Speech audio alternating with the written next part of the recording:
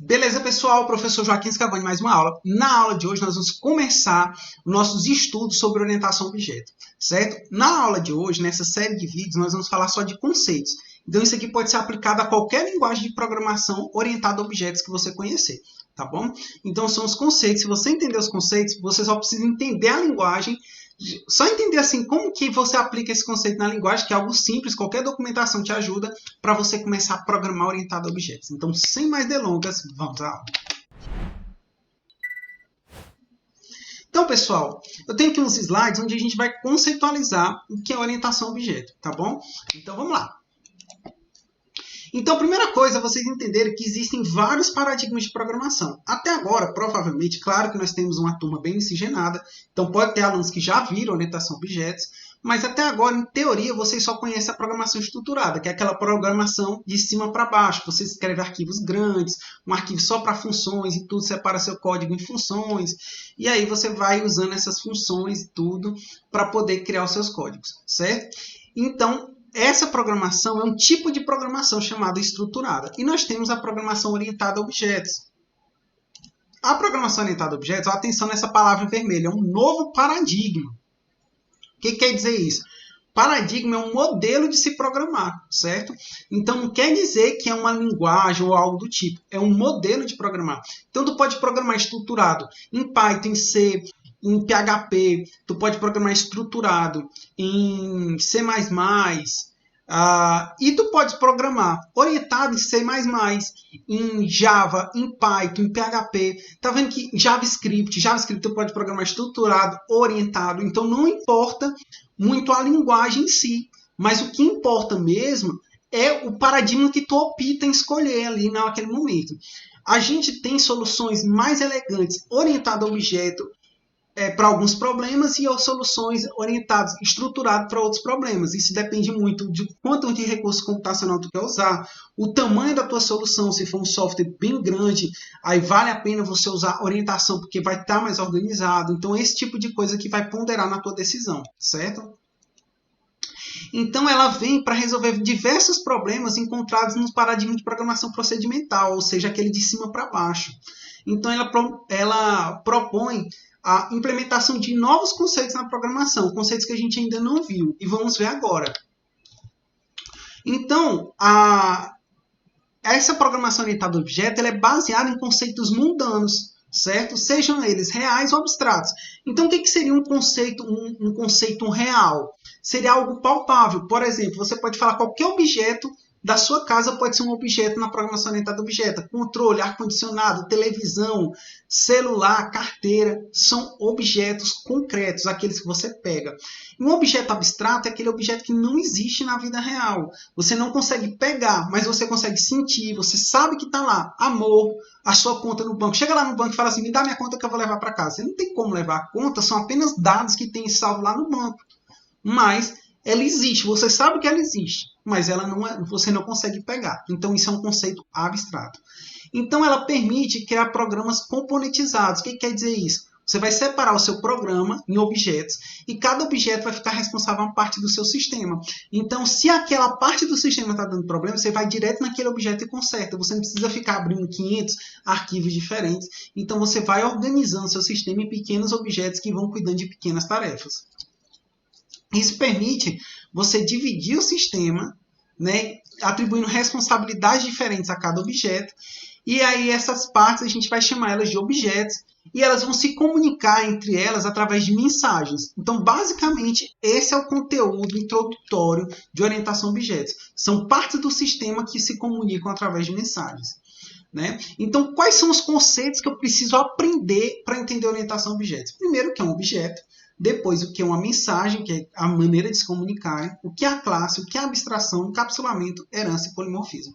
Parecem palavras difíceis, e são palavras difíceis, né? São palavras difíceis. Porém, os conceitos são muito simples. E se você aprender essa listinha de itens aqui, anota aí na sua agenda essa lista de itens, conceitualiza cada um, você já sabe programar orientado a objetos. Aí você só precisa entender como aplicar esse conceito na linguagem que você quer aprender. Então, vamos lá? O primeiro conceito que a gente vai estudar é o objeto, certo? Que é a matriz mesmo assim da orientação a objetos. Ok? Então, o objeto você pode pegar um objeto só observando seu mundo ao redor. Tudo que você vê são objetos. A sua casa, a sua cama, carro, mesa, janela, livro, pessoa, etc. E o que tem um objeto? Ele tem características, que são as características comuns dos objetos, que são os estados. Todo objeto ele tem estados e comportamentos, certo? O estado é a maneira que o objeto está naquele momento. E o comportamento é o que ele pode fazer, que ações ele pode fazer. Então, notem que a gente está trazendo um novo conceito, que são os comportamentos dos objetos, certo? Então, vamos pensar comigo aqui, ó. Assim como no mundo real, os objetos possuem estados e comportamentos. Um objeto é um pedaço de software que possui variáveis, que são os estados, as variáveis do objeto, e métodos, que são o comportamento do objeto, certo? Então, nós podemos dizer, de uma maneira grossa, que um objeto é uma variável, que dentro dela nós vamos ter várias variáveis que vão representar o estado desse objeto, ligado, desligado, com energia, sem energia, indo para frente, indo para trás. Esses são os estados dos objetos. E os métodos são o comportamento, ou seja, quando você quer mudar um estado do objeto, você chama um método. Vamos ver um exemplo real disso aqui, ó. Um sistema pode ter vários objetos ativos, que a gente chama de instâncias, ou seja, instanciados. E cada instância pode ser seu próprio estado e próprio comportamento. Então, no seu sistema, você pode ter várias pessoas dentro dele. Aqui é o objeto pessoa. Cada pessoa vai ter uma altura, uma idade, um peso, e cada pessoa vai poder andar, falar, pular. Então você pode chegar lá e dizer: Paulo, eu quero que você pule. E aí o Paulo vai ficar pulando no seu sistema. Quando você pensa em um jogo, é mais fácil de visualizar um bonequinho pulando, né? Mas aqui esse método poderia ser assim, ó: Paulo, pagar salário. Então você pagou o salário de Paulo. Entendeu? É mais ou menos assim que a gente vai utilizar na programação, ok? Vamos pegar outro objeto, o carro. O carro você tem o frear, o acelerar, o virar. Você tem a identificação dele, que pode ser a placa. E os estados, a velocidade que ele está, 80 km por segundo aqui. Eita, ficou rápido, é 80 km por hora, eu errei aqui. 7 litros e 3.000 RPM, rotações por minuto do motor, que é alguma coisa que você sempre tem que ficar de olho no seu carro. Se as rotações estiverem muito altas, seu motor pode estragar.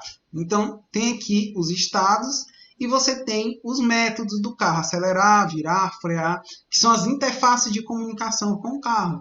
Quando você aperta acelerar, tem todo o processo mecânico que vai acontecer lá dentro, mas você não precisa saber. Essa é a magia da orientação a objetos.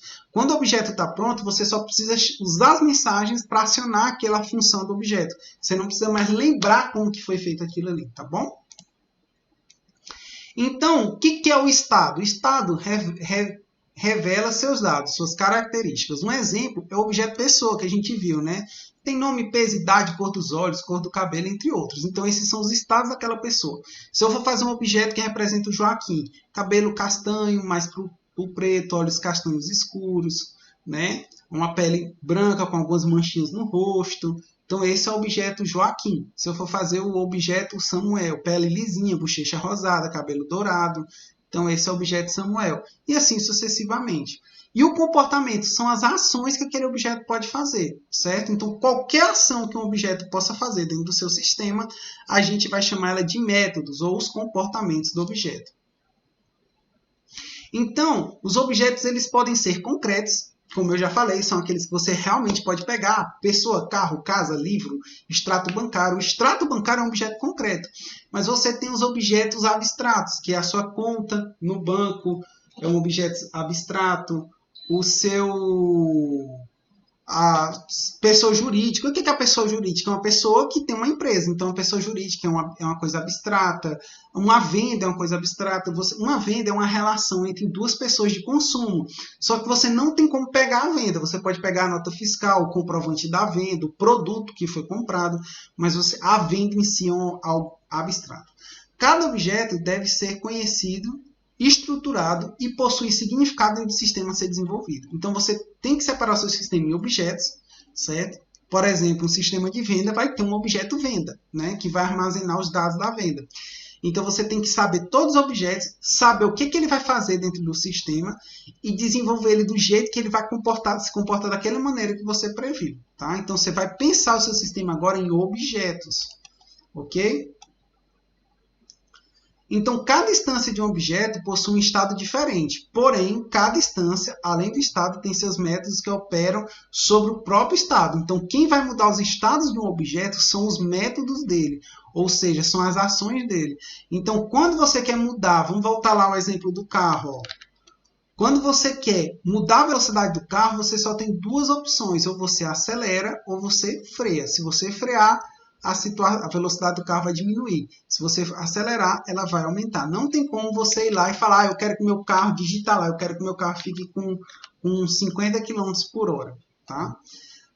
Então, o princípio da orientação a objeto é que cada objeto é responsável por seus dados, estados e seus métodos. Tá bom? Então, cada objeto é responsável por essa parte do seu sistema. Beleza? Então é isso, pessoal. Nós acabamos a nossa primeira aula de objetos, tá? De orientação a objetos, falando sobre o objeto, tá? E na próxima aula a gente continua. Um forte abraço, estou sempre à disposição dos nossos canais de comunicação e nos vemos na próxima aula. Até lá!